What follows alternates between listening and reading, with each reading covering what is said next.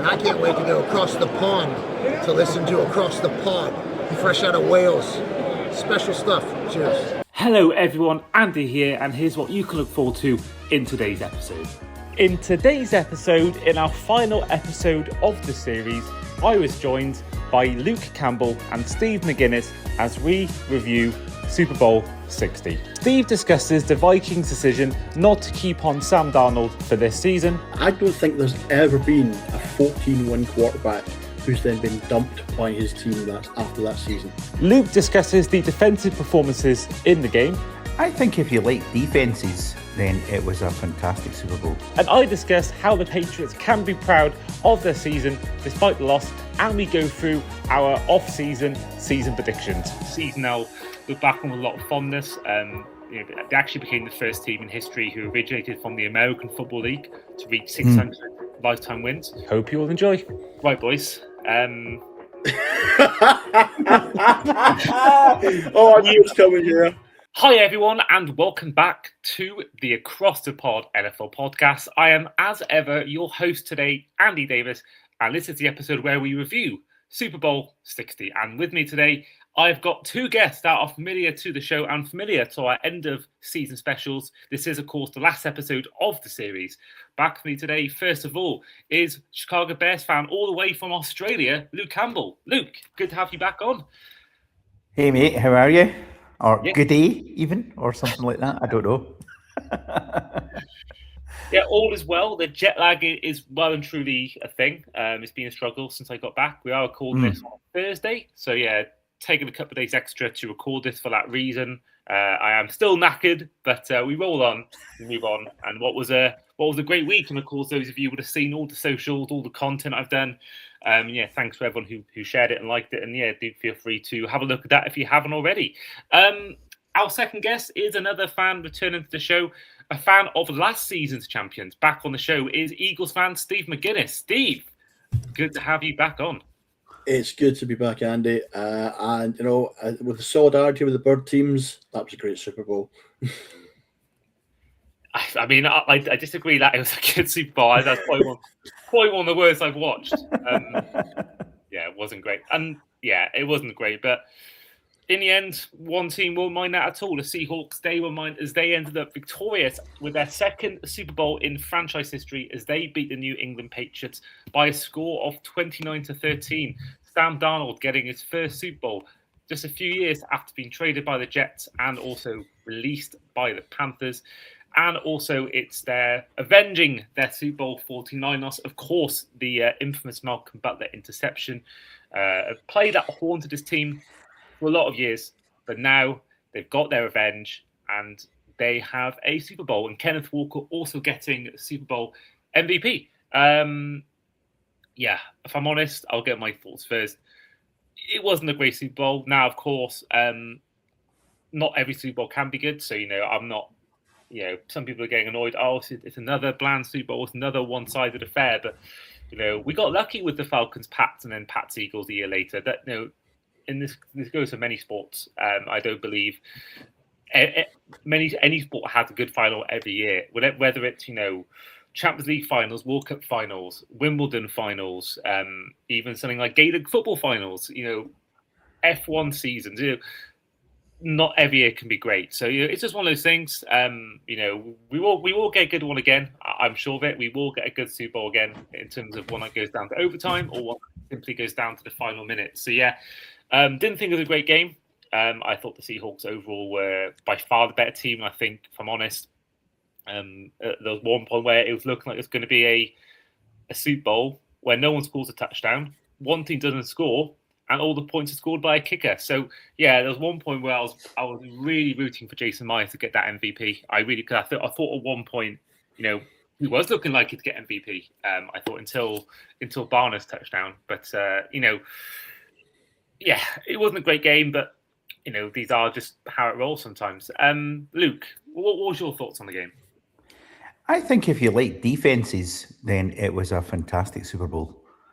Because honestly, I thought the Seahawks were absolutely tremendous, and I just thought that they never gave Drake Maye a minute's peace during the whole game. I thought it was really interesting to see the game plan. I thought that the Hawks did a really good job of just running the ball. You knew exactly what they were going to do, what their identity was going to be. It was an enjoyable game, quite intense, and I mean, I think I take people's point that it wasn't the best one ever, but it was still interesting from a tactical point of view from both sides and the adjustments that they made and stuff. But I thought it was really interesting. I do think that Sam Darnold deserves a huge amount of credit for getting as far as he has, and we'll talk about this a little bit later. But for a long while time, we were all sort of like, Sam Darnold's actually a quarterback. But really, it was a good game, very, very intense, and lots of really interesting defensive play. But I thought it was great actually. I really enjoyed it, even if it wasn't the score fest in terms of touchdowns that we thought it might be. But yeah, it was good, and the right result at the end of the day, I think. Yeah, I mean, I'm speaking from a Dolphins fan who has been become a Dolphins fan the last 15 years, and sort of grown to hate the Patriots. And I think a lot of even non-AFC East fan teams, are rooting against the Patriots that don't like them because they always won under Brady. But I think even taking that aside, I think the fact that you've got one team that hasn't won it since 2019 and one hasn't won it since 2014 or 13, I think for that reason, I think, if a team hasn't won it the longest out of the two, I think most people would root for that. And I think as well, the Patriots, if they won enough, they've won 6. Seahawks only won 1. I think, for Sam Darnold, I think, everyone, quite a lot were rooting for that story, probably more than Drake Maye, even though Drake Maye's story was really good, and Mike Vrabel's story as well. And, I'm sure there were Titans fans all around celebrating that their former head coach didn't win a Super Bowl after leaving. But Vikings fans can be a bit more annoyed that they let go of their starting quarterback a year before he won a Super Bowl with a different team. Steve, your take on the game? Yeah, I mean, we were watching it down at the pub, and there was about 35, 40 people in there, and I think it's probably about 80% fans. And everyone's there. It's like fans of every team. They've all got their own jerseys on, etc. But it was just, with the exception of the Patriots fans in the corner who were quiet the whole game, pretty much the entire pub was rooting for the Seahawks. And I think I agree with you. It's the whole kind of the Patriots have been so successful for so long, and people kind of who've watched the game for a while, there's that kind of success fatigue that you get. It's like when a team wins again and again and again, you just grow to dislike them. It's not a rational thing, but it's one of those, Patriots have won our Super Bowl. Oh, Patriots won our Super Bowl. Over time, that becomes ingrained in a lot of people and a lot of fans, especially if your team's not winning. We did. I mean, the pub was overwhelmingly in favour of Jason Myers getting the MVP. I think it was 15-3 at one point, or 18-3. And we were just, everyone was like, Myers right the way through the pub. And it was like, it's getting echoed. I'm in agreement that the defense, we'll talk in more detail about defense later, but offense wins games, defense wins championships, and that defense was stout. It was solid from the offset. It made sure that the one thing, because we should talk about May, the one thing that's really carried the Patriots is that Vrabel has redefined their run game, and Ramondre Stevenson and Travion Henderson this season have they've both run the rock successfully, and when they run well, the Pats win. And in the 3 games you watched them this season where they've lost, there hasn't been a great run game.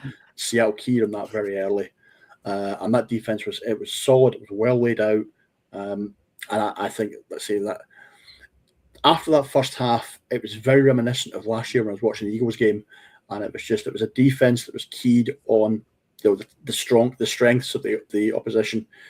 It was not a defense that just looked as though it was susceptible to just that one or two big plays, which in case of Kenneth Walker, 2 great breakout runs. I think there was one in particular I remember going to 35, 40 yards when he cut to the outside. And I think things like that can break the confidence of a defense when you bottled someone up for so long and then suddenly he just makes that one play, that one first down, that one big chunk play that kind of makes you say, we missed that. We need to be more careful next time, and you maybe overcompensate. And then the gaps start to appear.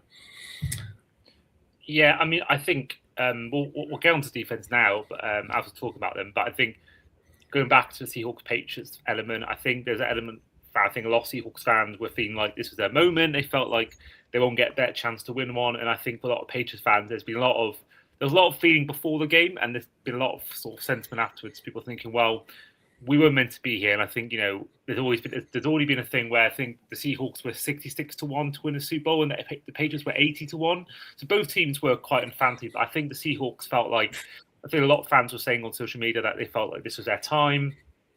All the stars were alive, but I think a lot of Patriots fans have said it afterwards a lot as well, that we didn't expect to be where we were.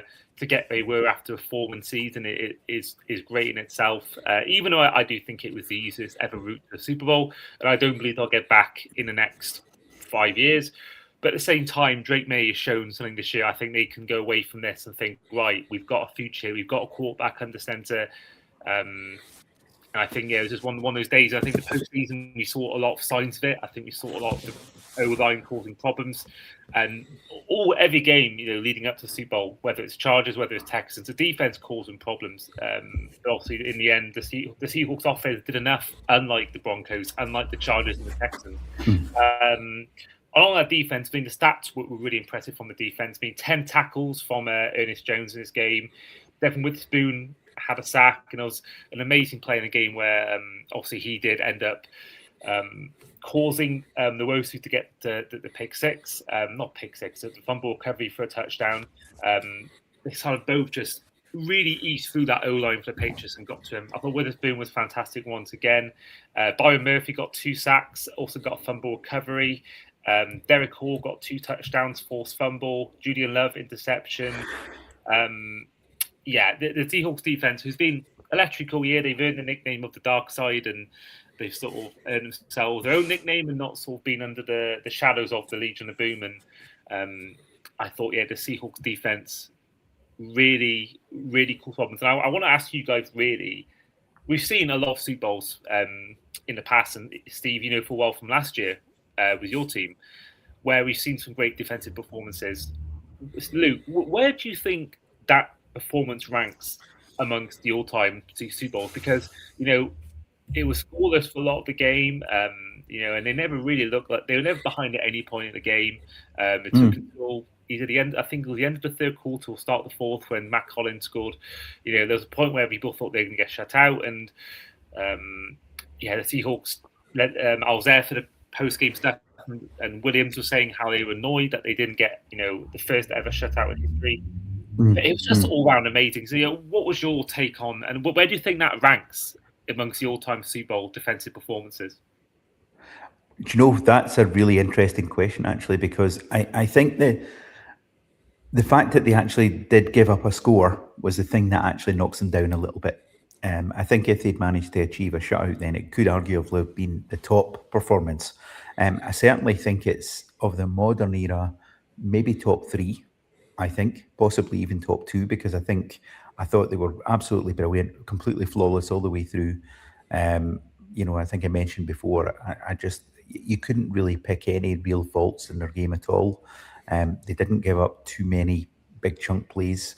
They pretty much keyed on the run and stopped it pretty much. So I thought it was really, really outstanding. And you could probably argue of the last 15 years, it's probably been the best defensive performance I can think of.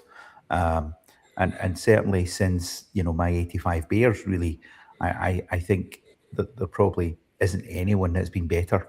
So I would probably rank it in the top 2. And I think, obviously, I'm going to go with 85 Bears as the top one of the more modern Super Bowl era. But I stand by that, of course. Otherwise, I'd be thrown out the Bears fan club. Let's put it that way. But no, honestly, the Seahawks were tremendous, and they've been doing it all season. This is not a surprise. They've been doing it the whole season, and I just thought they were awesome all the way through. Like I said, the fact they gave up a score was the only thing that would have been disappointing from their side, and I think probably it was actually, it was probably undeserved from the Patriots, because they didn't really do anything throughout the game really. Steve, your thoughts? Because obviously your Eagles are out there. I think not just modern history, but I think all-time Super Bowl defensive performances. That certainly for me is up there. Certainly in my lifetime watching it. You've obviously watched it longer than me. But where do you think that ranks? That's that win. In terms of your opinion on the Seahawks defensive performances, where would you rank that one amongst all-time? Yeah, I'm going to kind of downgrade it a little bit. I think Luke's given them a little bit more credit than they deserve. I'm going to put them kind of top 4, top 5. I'm going to put them behind that Bears performance. I'm going to put them behind our performance last year, which you got to remember. Almost all the Chiefs' points last year were in garbage time. We ran a defense that only had a 3-man rush, and we kept the Chiefs kind of completely flat for 3 full quarters until we were like 35 points ahead. So I'm going to put that one up there. I'm going to put the Broncos D and that Von Miller Super Bowl. I'm going to put that up in there. So for me, the Seahawks probably 4th or 5th. And one of the things about this defense, you mentioned earlier, they're calling themselves the dark side. They're stepping out the shadow of the Legion of Boom. I think that nickname is kind of forced upon them. This doesn't feel like that kind of flashy bunch that the Legion of Boom were. This is it's a combination of kind of veterans who've been grinding hard in the league for years. And Aidan Dowd, who, by the way, congrats being the first British coach to win a Super Bowl. They found a guy that can build a system to get the absolute best out of them. There's a great clip, if anyone's seen it, of Leonard Williams talking about the game against the Niners or the Rams in the divisional rounds. And he was talking about how he'd been kind of struggling through the game, and he sat on the sideline, and one of the rookies, Gray Zabel's, talking to him, and he's saying to him, why are you trying to spin here? Why are you trying to go to this side? He says, the B gap is there. You key on the B gap, and you'll be getting straight through. And it's that great combination of kind of like the veterans who kind of know how to do it, and some rookies who have got great football intelligence, not just kind of big meatheads that can charge at your lines. That kind of balance is where Seattle's defense really, really excels. And I'm really, really pleased to see DeMarcus Lawrence winning a Super Bowl, not just because he was super critical of the Cowboys when he left to join the Seahawks last year. And he did say he would never win a Super Bowl in Dallas. He goes to Seattle and does it in his first season, so fair play to him. But that's the other thing about it. Anyone who watched the game, that defense had togetherness. Every tackle, every play, they were they were together. They were boosting each other. They were pushing each other. They were like in each other's faces, going, "Yes, come on, let's do this." There was a real sense of team, And you've got 52 guys in your roster, right? You have to get them all fighting for each other, and those guys looked like they would literally just run through a brick wall for each other, and that mentality carried that defense. So, whilst I don't think it's a top 5 defense, I think part of that's to do with the fact that was not the greatest offense they were playing against. You can only beat what's put in front of you in terms of the Patriots record. But if you were to say to me, how many of those Patriots offensive players will make the Hall of Fame? Maybe Diggs based on his time in the Vikings, but nobody else there really has that kind of Hall of Fame vibe about them. So I think it's one of those. I think against a stronger offense, I would have rated them higher. Yeah, and I think that's why you look at last year's Super Bowl in terms of the performance they had, the Eagles, against one of the best quarterbacks of all time in Mahomes. And that's why you think about in terms of my personal all-time best defensive performances, I think about that Seahawks performance against the Broncos with Peyton Manning. And I think with Drake Maye, he was struggling throughout the whole playoffs, and I think it was a good reason why a lot of people had the Patriots losing was because of Drake Maye's struggles and how good the Seahawks team were. And I think it goes down as well to the kind of the drafting that by the Seahawks and the defense they've established through draft picks is amazing. Looking at the past, I'm looking here in the last few draft picks since 2022, they've drafted Reek Willen, Kobe Bryant, Boy Math, Derek Reed, Derek Hall, Devon Witherspoon, Byron Murphy, Nick Amonwori, and that's just on a defense. There's so many more offensive players, that have been a big part of this team. I think John Schneider deserves a lot of credit, I think, for that and how he's assembled this defense. And I think, over time, I think he'll probably be forgotten about, maybe. But I think that touchdown from Owusu, where Witherspoon him both come out the block so quickly, he gets the ball and falls into the hands of Owusu. I think that will live in a lot of people's memories. Yes. And before we move on to other things in the game, and they're talking about, I'm looking at the biggest blowouts in history. Luke mentioned the Bears in '85. I mean, 46-10. You think about the Niners against the Broncos, which stands as the biggest margin of victory, 55-10 in Super Bowl 24. And also there was the Washington Denver and also Dallas Buffalo. Dallas beating Buffalo 52-17 in Super Bowl 27, and also Washington beating Denver 42-10 in Super Bowl 22. So, yeah, those ones I think maybe will live in more memory. But I think over time we'll see how it works out. Going on to the Seahawks offense, we've talked a little bit about it before. Sam Darnold is a Super Bowl champion. Because we all saw him in Disney World as well as Kenneth Walker. I'm not sure why he was invited because he didn't win the award, but it's not my decision. Yeah, Sam Darnold, I think his story is ridiculously commendable. I think you think about it, just goes to show for me again. I think situation matters because there's a reason why the Jets took him third overall. He had a lot of talent in college. Whilst I wasn't his biggest fan going into the NFL, there's a reason why they took him. He had talent. And then what we saw the first few years of his career, struggles with the Jets, struggle with the Niners. You go to the 49ers, you're a backup, which I do believe ultimately that has helped him a lot in what he's done since. He goes to Minnesota, wins 14 games, but has a nightmare in the playoffs. He's seen as, maybe a bridge quarterback or maybe just a short-term fix in Seattle, and he goes out and wins it all.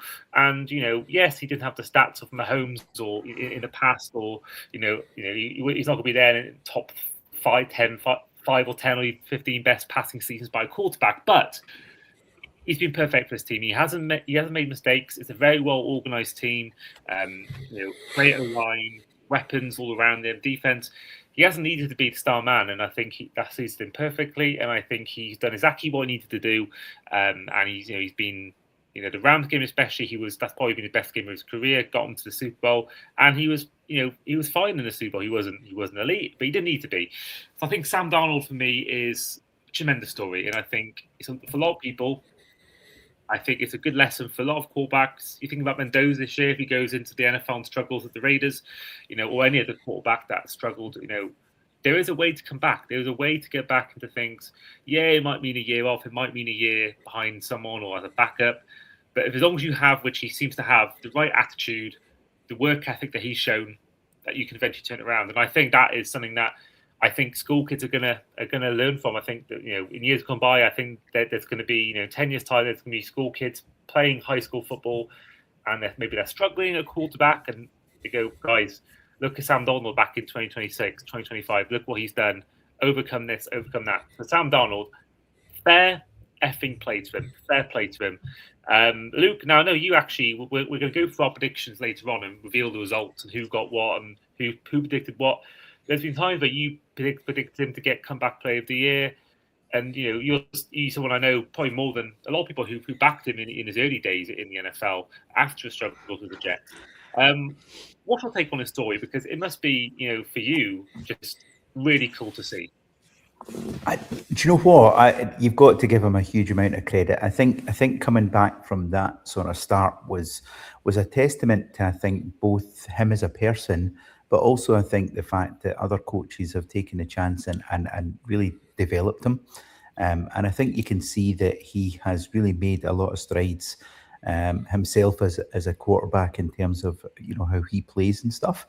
And I thought that he was very, very unfortunate in his early days. He got drafted by a team that were very poor and had terrible coaching. And I think any QB in that situation would be set up for failure, more or less. So I really felt for him. And I think although there's been a lot of slagging off, and myself included, I have slagged him off on the odd occasion, because what's football without slagging people off a little bit? But he does deserve so much credit, and I think between last year and this year, it's just apparent that he is a good QB. He's never going to be elite. I think he even recognises that himself. But I think if you get the right scheme and you build the right team around him, he's the guy that clearly can get you places. And I think that the Seahawks made a really good move, and I'm sure the Vikings are kicking themselves. Ha ha ha ha! By the way, Viking fans, tough noogies, as they say. Sorry, I'm too busy laughing at them. I really am. But no. Listen, he really deserves so much credit, and I think the coaching staff as well deserve a huge amount of credit for building a scheme that really works for him, and building a supporting cast that is really good. So yeah, fair play to him. But really great result, and I'm pleased for him as a person because I think he comes across as a decent guy too. So I'm really pleased for him. I mean, yeah, we'll both, me and you, Luke, have both got the joy of having one of our rival teams looking at a former quarterback winning a Super Bowl, but particularly the Vikings. I mean, Steve, they must feel absolutely sick that they had him in the franchise. At this point, less than 12 months ago, they had him there, and they had a 14-win season. Yes, they didn't win the division, but they had the most wins for a non-winner of a division in history. So and they obviously got the players there, and they go for a quarterback like McCarthy. They put their trust in him, and it hasn't worked out so far for McCarthy. It might work out. I could be wrong in this, but right now it hasn't worked out, and it just seems crazy to me the fact they brought him in last year to be the guy to play ahead of McCarthy to help him learn from him. But of course, being injured, it's basically reset. And so I'm so shocked they didn't just go for it again. And at a time it didn't seem too bad because you thought, oh well, you played bad in the playoffs. But looking at it now, Steve, how it's gone since for both these quarterbacks, both McCarthy and or Nine, as the Vikings like to call him, or Sam Darnold. I mean, how sick must the Vikings fans be feeling right now? I mean, that's exactly the point. I don't think there's ever been a 14-win quarterback who's then been dumped by his team that's after that season. I mean, if you look at that Vikings team last year, one bad playoff game does not say to me, I need to dump the quarterback. Yeah. You had a team there that had all the ingredients to go all the way. It had, aside from everything else, they were there. That defense, that Brian Flores defense was amazing last year. The offense won 14 games. They needed to tweak that. They needed to add to it. What they didn't need to do was pull away one of the core building blocks on it, which was a simple, straightforward, no-nonsense game manager, which is what they had in Darnold, right? And which half the teams in the league would kill for, right? I mean, let's be clear on this. Darnold is not Josh Allen, Joe Burrow, Baker Mayfield, Lamar Jackson, right? He's a general that organizes and manages. He's not a 450-yard, 6-touchdown kind of quarterback, right? If you've got a balanced offense, he's the perfect guy to have there, yeah? And what Darnold had in front of him was a really balanced offense. For me, when you've got Charbonnet and Walker, you have one of the best 1-2 punches at running back in the league. But as a friend of ours, as Chris, who's a Broncos fan, will tell you, a friend of ours, the Broncos won a Super Bowl when Peyton Manning could barely turn his neck, right? Yeah. All you need in a situation like that, when you've got the defense and you've got, the core parts of the offense, is a guy who you can put right in the center, between the lines and say, keep it simple, no mistakes, let us take care of the rest. That's exactly what Darnold did in that game, right? He wasn't flashy. He wasn't spectacular. No picks, no fumbles, just simple, straightforward football. And that is what won the Seahawks the game. Because if your quarterback isn't making any mistakes and your defense is playing at its level, you're going to win games. And, a great example or kind of comparison for me for this is Brock Purdy at the Niners. Now, to me, Brock Purdy is still a game manager. Yeah, he's the highest paid game manager in the league. But I've said to Luke on a number of occasions, the Niners will never win a Super Bowl with Brock Purdy at quarterback because they pay him too much. He's not an elite quarterback, but he's getting elite quarterback money. Darnold is what you want in that situation, right? If the Niners had said, let's drop Purdy and bring in Darnold, I genuinely think the Niners this season would be sitting where the Seahawks are. You need a consistent, simple, straightforward game manager when you've got a great team around him.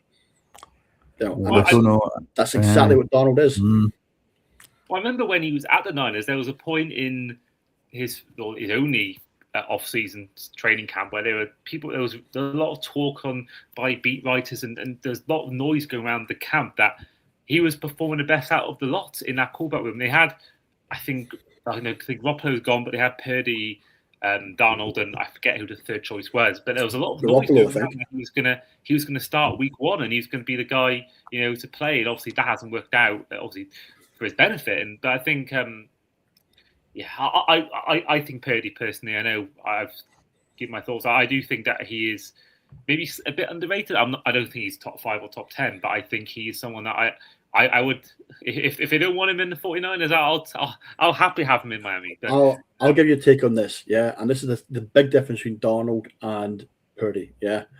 When you watch the Niners in a big pressure situation, right? Brock Purdy is in year 4 of his contract now. He's making his big money. He still makes the same rookie mistakes he made in year 1, right? He hasn't evolved to that level, right? He's improved in terms of he used to be he could only really throw kind of inside. He couldn't throw deep and outside.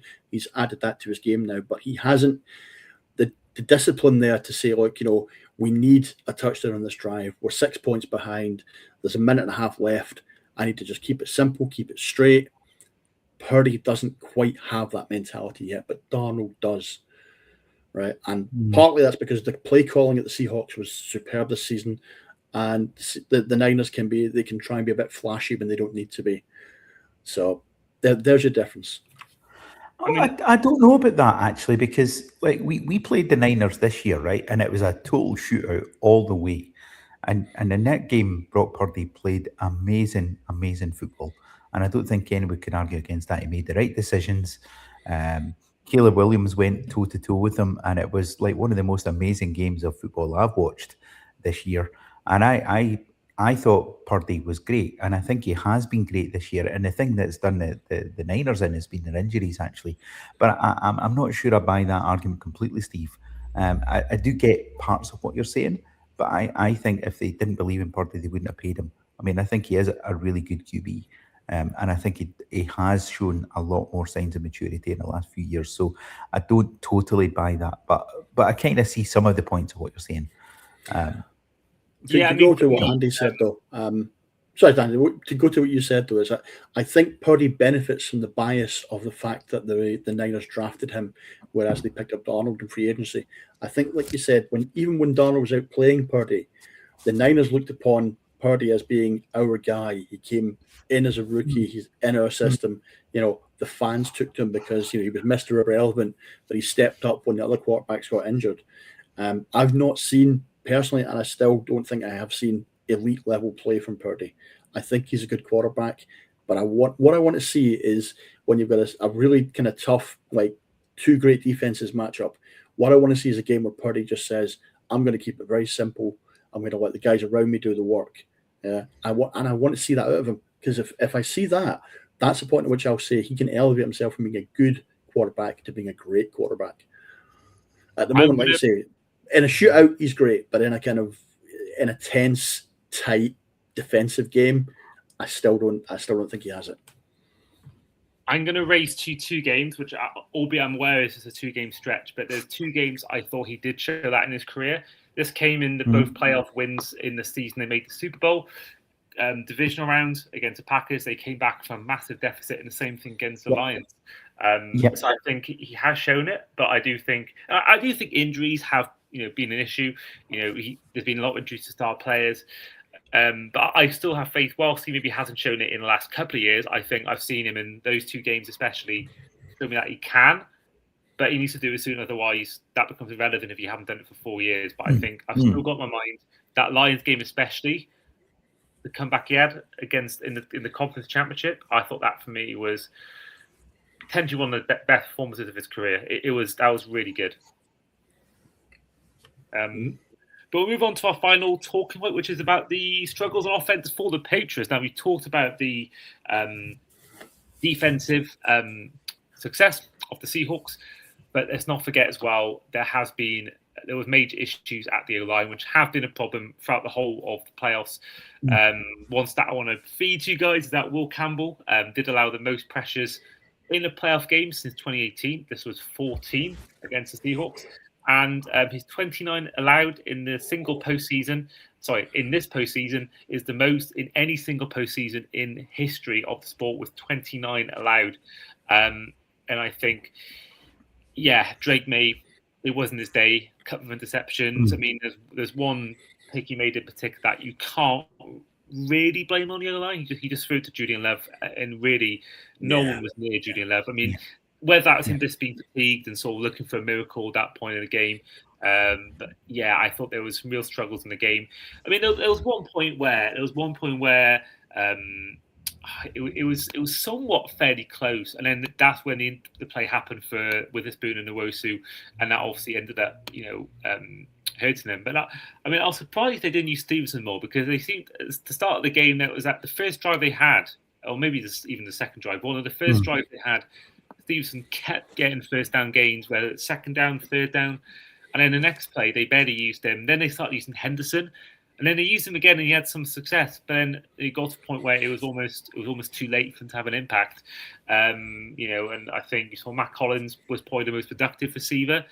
And of course, I think their best players were both Charles Woodson and Christian Gonzalez. But yeah, I was really disappointed with their offense. I think, we've seen May enough times this year show he can do it. Of course, he was one vote off winning MVP, and there's a reason for that. He had a great regular season. We just didn't see it in the playoffs. We didn't see it at all in this game. And I thought the O-line really struggled. It really struggled so much. And I think it's a learning curve. And I think, Mike Vrabel is a great coach. And I think, he got it wrong. There was a fourth down in the third quarter. So they could have gone for it. I think all around, I think, if I'm honest, I think even with the struggles, I do believe that they were maybe just outplayed. I think they were sort of a better team this season, but also in the game. And I think, so learning curve. It's a young squad, young quarterback, only a second league season in the league. But then you have to be wary, of course. Dan Marino in his second year made a Super Bowl, never returned. So you just never know when that chance might happen again. Lou, what was your take on the overall performance of this Patriots offense? By the way, nobody's actually mentioned this, but the Patriots in the regular season played, I think it was 11 teams that fired their head coach. Well, that's got to be unprecedented, isn't it? I want to bring in the stats. So the Patriots played 2 teams all year with winning records. Only 3 teams in total who made the playoffs. And all of the first 5 teams picking in the draft played the Patriots last year. I think it's 7 in the first 11 or 11 in the first 15 picks are teams to pick the Patriots. And how often do you get a chance to play a backup quarterback in the conference championship? Absolutely. For me, that's unheard of. That's why I do believe, I've said it all year long, it's all month long, it's the easiest route to Super Bowl in history. Oh, absolutely. And I actually felt like the Patriots were almost in the Super Bowl by default because of Bo Nix's injury. And no disrespect to the Patriots, right? You're still a pretty good team, and you're a young team as well. But I felt like they were probably ahead of schedule. I think you're probably right about the running game. They should have stuck with the hot hand. They really should have, especially in a Super Bowl situation. I think there's no excuse, and I thought that was a terrible, terrible call from the offensive side. I really felt like they were initially looking like they were making progress, but then I suppose in the dynamics of the game, you do have your game plan. But I think there's a lot more to come. I mean, I do feel, like I said, that they've got some O-line issues that they need to solve. And they may well take a bit of a regression next year on that basis, unless they sort that out, because I don't think what they can do is sustainable. But really, they were a major disappointment in the Super Bowl, and part of that was the Seahawks shutting them down and basically not giving them any options at all, and not giving Drake Maye any time on the ball. I mean, the poor lad never get any peace. But I think if I was a Patriots fan, I'd be a little bit disappointed just with how it played out, because I think you probably would legitimately expect more, particularly from your run game, which has been successful all year. And also just the protection on Drake Maye was terrible, really terrible. And I think that those are the 2 things that I think if I was a Patriots fan, I'd be really, really disappointed with. And probably if I was watching it again, I would think, what were they actually thinking about there? Why didn't they make adjustments sooner? All that sort of stuff. But to take nothing away from them, it's a great achievement getting there, even if they had an earlier and an easier schedule, I should say. It's still impressive to get to a Super Bowl. And I mean, I'm obviously spitting feathers as a Bears fan. I'm not there, but ultimately, getting to a Super Bowl is nothing to be sneezed at all. It doesn't matter if it's an easy or hard route; it's still getting there. And they're ahead of schedule as well. So there's a lot to be positive about, but disappointing in that moment. And maybe a few poor calls offensively from them that they may go back and think, oh, what were we thinking about at the time? I mean, that's certainly my take on it. Yeah, I mean, the Patriots, season for the ages, not for the ages, but a season now look back on with a lot of fondness. They actually became the first team in history who originated from the American Football League to reach 600 lifetime wins. And I want to credit friends of the show, Sky Pank and Shane Brennan, both Patriots fans who've been on the show a lot of times, both got to see their team in a Super Bowl in the press box as well, so they got to experience that. So for them as well, they obviously for them, the team out lost, but they got to see their team in the Super Bowl and work at it as well. And I think for the Patriots, they got to be a bit wary next year of the runners-up Super Bowl hangover, because their schedule next year is definitely not easy. They've got to play the Bills twice, the Broncos, the Chiefs, the Chargers, the Steelers, the Jags, the Packers, the Bears, the Lions, and the Seahawks, and then one of the team based on they haven't announced who that other team yet is, but that's going to be a real test. I think the way I see it, I think with that schedule right now, I don't see them making the playoffs, because I do think there's a lot of issues there, and also they did have an easier schedule last year. But if they can go out and win 10 wins again, then I think that if they can do that next season, that for me is a real sign of, this is the team for the future. But right now, I don't know, because of how easy, how much they struggled in that big game. Before we go on to our predictions, Steve, what was your take on the Patriots' offensive struggles? Yeah, I think you highlighted it there about the running game. I mean, my favourite stat of the Super Bowl is that the Patriots offense managed 79 running yards and Bad Bunny did 122.5. That for me told me everything I needed to know about that Patriots run game. But we were watching it in the pub, and I picked up on this straight away. When they're doing pre-game and they're doing stuff in the locker room, and you look at the two kind of like competing locker rooms, and you look at the two quarterbacks and see Darnold, and Darnold is sitting there, he's with his teammates and he's chatting away and he seems fine. And May is kind of, he's by himself, the body language is closed, it's nervous, and I said before the game started, that doesn't look like a guy who has the confidence to win the Super Bowl. He's going in there nervous, he's going in there almost afraid of the occasion, and that definitely showed. The best description of it is May went into that game and he was Sam Darnold at the Jets level and nervous. I'm not saying he was seeing ghosts, but he didn't have that confidence. His O-line, if you watch the two quarterbacks, Darnold was very rarely you kind of shut Darnold on the sidelines. You didn't have to very often. But when you saw May, right, and you saw that team and it was down, it was like 3 points, 6 points, 9 points. I want to see a quarterback on the sideline who's shouting at his teammates, who's pushing his teammates, who's driving his teammates. And I saw a quarterback who sat there like this the whole game, holding on nervously, waiting to be told what he had to do by his coach, right? And I think that's a young quarterback. This is May in like his second year. He will learn from this. He will get better from this. There have been so many games this season when you looked at it and went, that is a guy with massive potential, and that is a developing quarterback who is developing quickly. Next season, it'll be about whether or not he bounces back from this. Next season's about his resilience, right? Because that was a bad game. And it will, you lose a Super Bowl, you carry it with you. Any quarterback who's been in a Super Bowl and lost, especially in that manner, will tell you, I didn't perform to the best of my ability in that. But a lot of the guys around him didn't play.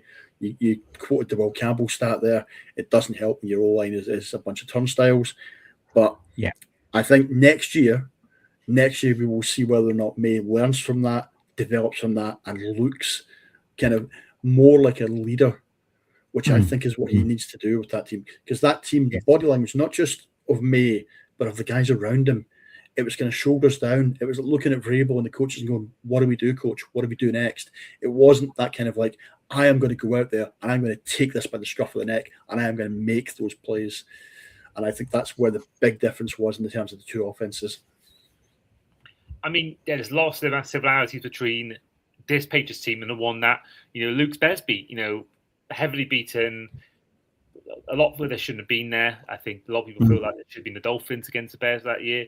And I think a lot of people felt that it should have been the Broncos with what happened with Bo Nix, or even the Bills, because Bills would have, I think, beaten the Patriots on that day. I think there's lots of similarity there. And also Drake Maye has to be careful, because we've seen a lot of quarterbacks make a Super Bowl and never return. Cam Newton's won, Matt Ryan's won, Jimmy Garoppolo's one, and there's a lot of quarterbacks who they get there, and sometimes they get a new contract because they made the Super Bowl, and that's on their CV, and then they never return. So, yeah, just because you got there once, and Dan Marino is a perfect example of this, doesn't mean you're going to come back.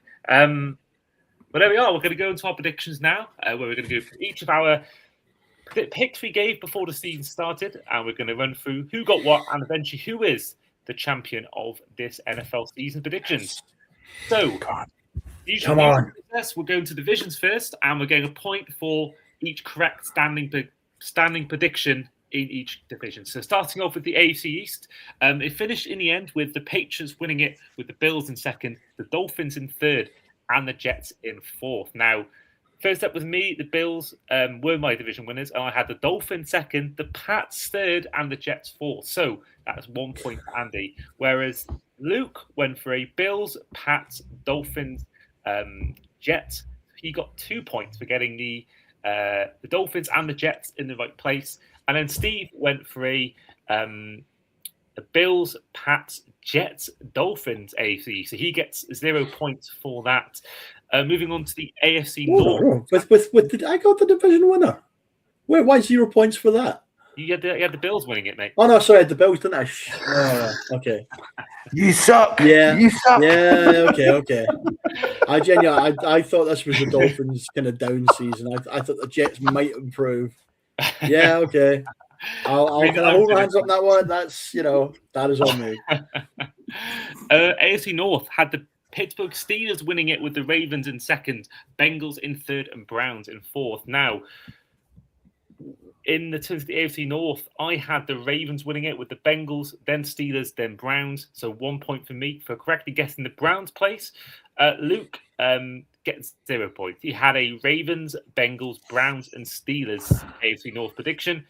And Steve gets a point for correctly predicting the Browns position, whereas he had, like me, a Ravens, Bengals, Pittsburgh Steelers first three. AFC South. You suck, Campbell. Tell me something I don't know. Well, I get 0 points to the AFC South as I went for a Texans division win, then the Jags, then the Titans, and then the Colts, who for a while was looking horrendous pick at one point. The Colts being bottom, they've ended up finishing third, and it was in the end a Jags, Texans, Colts, Texans. Sorry, Titans 1-4. Luke gets 2 points as he incorrectly guessed Texans winning it, and the Jags being second, but he did correctly guess the Colts in third and the Titans in fourth. Whereas Steve gets all 4 points. He correctly predicted a Jags, Texans, Colts, Titans, AFC South. I had that feeling for the start of the season that was just because I have a friend who's a really massive Jags fan, and he was so positive going into this season. And it just rubs off because he was telling us at the camp and the confidence of the players, and I could see who they picked up in free agency, and I was like, that is a team on the rise. They certainly were. Great season for them. They must feel also they had a missed chance to win the AFC. I still think they should have beat the Bills. I really think they should have beat the Bills. Yeah, and I think they would have beaten the Texans and the Broncos if they had the backup quarterback at that point. AFC West was in the end, for the first time since 2014, not the Chiefs winning it, as the Broncos secured the AFC West with the Chargers second, the Chiefs in third with just 6 wins, and the Raiders in fourth. So in his predictions, Steve gets 2 points as he went for a Broncos division win, as well as the Chiefs, then the Chargers, and then the Raiders. He gets 2 points for that. Luke went for a Chiefs, Broncos, Chargers, and Raiders. So he gets 1 point for the Raiders. As do I for predicting the exact same 1-4. Moving on to the NFC East. I went for a Commanders division win. That is the list of. That was your hot take for the year, was it? No, we'll get on to that later on. It was Eagles winning it for the first time back-to-back. The teams won that division since 2004. Cowboys second, Commanders third, and the Giants fourth. We all had the Giants finishing fourth, so we all get a point then. Oh no, I get a point. What am I on about? I did get a point. Okay, I got 1 point for that for getting the Giants. Where Steve and Luke both get 2 points for guessing Eagles, Commanders, then Cowboys, and then Giants. Moving on to the NFC North, it was a 0 points all round for us in this division. Me and Steve. I don't care. I don't care. We won. It was the Bears winning that division with the Packers second, Vikings third, and Lions fourth, which shocked everyone. Me and Steve went for a Lions division win, and Luke went for a Vikings division win. So in the end, I went for Lions, Vikings, Packers, Bears, as did Steve, and Luke went for a Vikings, Lions, Bears, Packers. So once again, 0 points for us there. To be fair, that was the most competitive division of football this year. Absolutely. It was. Well, It NFC really West. was. NFC West. It's NFC South. In the end, we all had the Saints finishing bottom, and that's what they did. They finished bottom with the Falcons in third, Bucks in second, and Panthers in first. No one had the Panthers winning the division. Can't imagine why. Can't imagine why. So I went for Bucks, Falcons, Panthers, Saints. I get a point for the Saints. Luke went for Bucks, Falcons, Panthers, Saints. Once again, a point for Luke. And Steve gets 2 points for correctly predicting the Falcons and Saints in third and fourth, but with the Bucks winning it and the Panthers in second. And our final division is the NFC West. Right, boys. Oh, I knew it was coming here. We all had the Seahawks finishing bottom. We all had them finishing fourth in the NFC West. I don't know why. Why did I trust Kyler Murray over Sam? I don't know. We all. So me and Luke get a point, and we did both go for the Rams finishing second. I did go for the Niners to win it with the Cardinals in third, as did Luke. Whereas Steve gets 0 points as he went for a Rams, Niners, Cardinals, and Seahawks 1 to 4. Moving on to our predictions for the wildcard teams. This will be a point if you get your team as a wildcard team. So if you got your team in here who won their division, that's not a point. It's only if they made it as a wildcard team. And in total, there was no points for me. So I went for the Broncos, Bengals, and Dolphins as my 3 AFC wildcard teams. Luke also gets 0 points as he went for Bengals, Broncos, Jags. Of course, 2 of those being division winners. And then Steve gets a point as he went for a Bengals, Chiefs, and Chargers AFC divisional rounds. So AFC wildcard teams. And we all get a point in the NFC wildcard predictions. I did go for the Eagles, Rams, and Vikings as my 3 wildcard teams. Of course, the Rams being that team. Luke went for a Lions, Bears, Rams. So again, a point for Luke when it comes to the Rams. And with Steve, he went for the Commanders, went for the Vikings, and went for the Niners. So he also gets a point there. Now, surprise team, bit subjective, but I have got myself 0 points, and these 2 boys, Steve and Luke, have got 3 points. I went for the Dolphins as a surprise team. Of course, we all know how that went. They weren't miles off making the playoffs. They were only 2 games back, I think it was.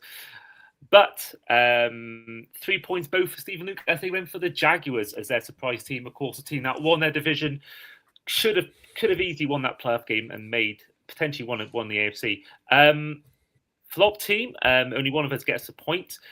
So I went for the Bears and Luke went for the Steelers. So no one gets a point then. And then Steve gets a point for predicting the Dolphins because they ended the season somewhat strongly. If the way that first 6 weeks were going, that'd have been a 3 points for Steve. But the end of the season stopped him getting 3 points. Now the first overall pick, no one got it, but only one of us had a team with the same amount of wins as the team who got the number 1 overall pick, which was the Raiders. I went for the Saints. Steve went for the Browns, but Luke did go for the Titans, who had the same amount of wins as the Raiders. So Luke gets a point there for his first overall pick prediction.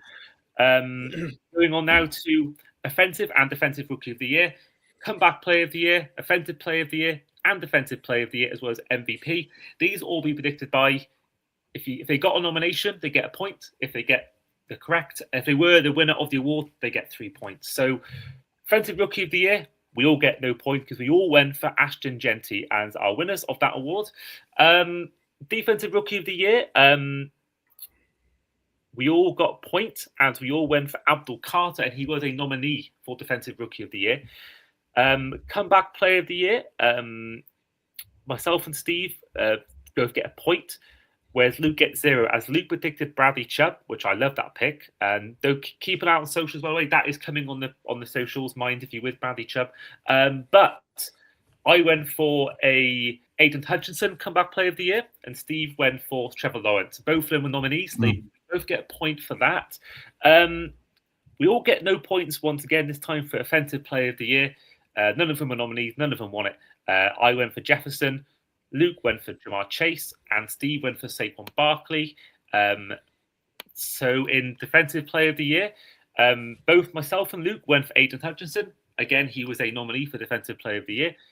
Steve, however, predicted Myles Garrett, and he is the man who won that award. So Steve gets 3 points for that one. Congrats, man. Well done. Moving on to our MVP pick. Sorry, Steve. Yeah.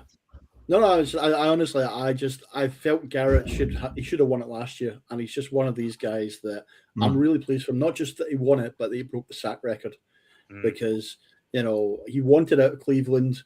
No one would pay the price for him because he is like an elite level talent. So he kind of stepped back and went, "I will just make the best of the situation. Just give me the money, and I will play out my career here." And he busted his ass in a terrible Browns team to get that record. So. Yeah, me and Steve, me and Luke both laughed at Steve for predicting a guy to have the defensive player of the year, but also have a team with the first overall pick. But they had 5 wins. Wasn't far off. Was not far off. You weren't far off, to be fair. Myles Garrett, fair play to him, broke the sack record. By far the easiest one out of all the ones when NFL Honors came about, when they were going for all the awards, who could win it, that was by far the easiest one to predict. By far. That was the most locked in, dead set of an award to win. Talking awards, MVP, which was won, of course, by Matthew Stafford. Congrats to him. No one here got a point. Steve went for Joe Burrow, whereas myself and Luke went for Lamar Jackson. So none of them were nominees. None of them won the award. Now, basically, there's no points for the rest of the predictions. We all got no points. AFC, NFC, and Super Bowl winners. So in the AFC, we suck. We do so collectively. Some of us suck less than others. And we'll find out in a minute. AFC wise, both Steve and Luke went for the Ravens to win the AFC, and I went for the Chiefs. Not a single one of those teams made the playoffs. Whereas in the NFC, Steve and Luke went for the Eagles. Again, they made the playoffs but didn't win a game. And I went for the Lions to win the NFC. So all round, not great. And then, of course, going on to the Super Bowl winner, I went for the Chiefs. Luke went for the Ravens. Steve went for the Eagles. So no points all round. So that means it's time to reveal the winner of this year's Across the Pod predictions. And I believe this is our 5th year of doing these predictions. In 3rd place with a 10 points. Is me. I think, not my finest year. Some horrendous picks. No picks really there that really I'm proud of at all. I didn't get 3 points for any of them. The only one really was not predicting a Rams division win, but no, there's been some horrific ones, and not my finest year predictions. Which means time to who has won, and there is just 7 points between first and second. Actually, that sounds like more than just. The winner is, with 22 points compared to 16 for second place, is Steve McGuiness. Steve is our champion of this year's Across the Pod predictions. Thank you for everyone playing along, and thank you always once again for making your predictions. Before we do go, a bit of a more of a sentimental part of the show, which I've not actually told you guys we're doing this. Your highlight of the year. Is there a moment or a game, or is there something for you guys that stands out for you as your favourite moment of this season? Luke, we'll go to you first. So there's actually 2, but the one that I'm going to pick is the win over the Packers with that throw. That was unbelievable. Like, literally unbelievable. The one to DJ Moore. Oh, my gosh. Talk about heart attack bears this year, but that was unbelievable. It really was. Just to win the game was amazing. It's the only reason I'm not choosing the other moment, which you know about, which is the one with Caleb throwing that ridiculous throw, was just because it's great to beat the Packers. It's so good to beat the Packers, and it was so good to stick it up them more than anything. So that was my moment of the year, and I was just loved it. Come on. Do you think maybe if you'd won that game against the Rams, maybe that would have maybe tipped you over the edge? Do you think maybe of picking that? Yes, probably. I mean, there's no disgrace in getting beat by the Rams. It was a great game, and honestly, it was unbelievable. But yeah, probably would have tipped it in that one, or it certainly would have made it more 50-50. But beating the Packers like that was just amazing, and it was really something. And beat them twice in the same season, and did end a 15-year playoff win drought in that game. Steve, over to you for your highlight of this NFL season. So I know there's been a lot of kind of individual plays and wins here and there, but for me, and this is a neutral's point of view, on the 26th of October, there was a Bengals home game against the Jets. Does anyone remember this? And we were sat watching it, the three of us sitting watching it, right? And the Jets put up like 30 odd points on the Bengals at home, and we were like, "Wow, the Bengals are trash." And then the Bengals kind of came back. They came back. They got it to like they were 38-36 ahead with like less than a minute left. And a friend of mine who's a Bengals fan said at this point, "We're still going to find a way to lose this game." And the Jets went down the field and scored a field goal with time expiring for a 39-38 win. And if anything summed up the Bengals season, it was that game. They were scoring points for fun, and yet they still couldn't win. And that game, it was just so much fun to watch as a neutral. And it's games like that that really are what make the league for me. That's it's a Jets team that it's not a good Jets team, but again, it's a Bengals team it's so one-sided. It's such a high-powered offense. It's such a trash defense, and that's shootouts like that. I love watching them. When you're sitting watching Red Zone with your friends on a Sunday evening, you got the snacks and the drinks out, and you're just Scott's on there telling you, "We got another score in this game. We got another score in this game," and it just keeps cutting back to it, and you're like, I love that kind of game. And that, for me, was the highlight of the season. That was the game where I was like, we just stood there in disbelief at the end going, what have we just watched?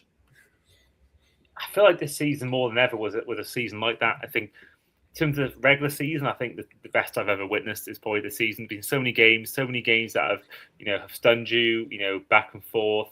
And I did think about my moment of the year being that Packers-Bears wildcard game, watching it with my family. You mentioned, Steve, about watching it with friends. That was certainly up there, watching it with my mum and dad. My mum not knowing what was going on.